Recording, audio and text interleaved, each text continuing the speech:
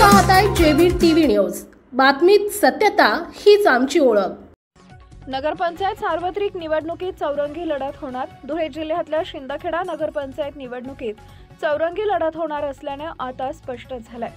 शिंदखेडा नगरपंचायतीसाठी महायुतीतील तिघे घटक पक्ष भाजपा, राष्ट्रवादी तसेच शिवसेना यासह महाविकास आघाडीच्या वतीने देखील नगराध्यक्षपदासाठी काँग्रेस पक्षाचा उमेदवार देण्यात आला आहे।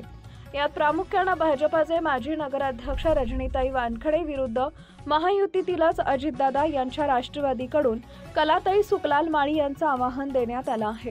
तर महाविकास आघाडीकडून देखील काँग्रेसचा उमेदवार विजयाताई प्रल्हाद चौधरी नगराध्यक्षपदासाठी देण्यात आलाय। शिवसेना पक्षाकडून मनीषाताई सुनील पाटील यांना उमेदवारी देण्यात आली आहे। आता नगरपंचायतीतील माजी सत्ताधारी विकास कामांच्या मुद्द्यावर बोलत असून शहरातील निकृष्ट कामं केल्याच्या मुद्द्यांवर विरोधकांकडून जोरदार टीका केली जाते। आता नगरपंचायतीतील माजी सत्ताधारी विकास कामांच्या मुद्द्यावर बोलत असून शहरातील निकृष्ट कामं केल्याच्या मुद्द्यावरून विरोधकांकडून जोरदार टीका केली जाते। त्यामुळे आता शिंदखेडा शहरातील जागरूक मतदार आता कोणाला पसंती देतात याकडे सर्वांचंच लक्ष लागून आहे।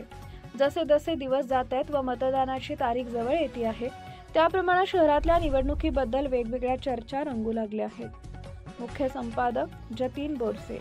आपल्या परिसरातील महत्त्वाच्या बातम्या पाहण्यासाठी आजच आमच्या जेबी टीव्ही न्यूज चॅनलला YouTube वर सबस्क्राइब करा आणि बेल आयकॉन प्रेस करा।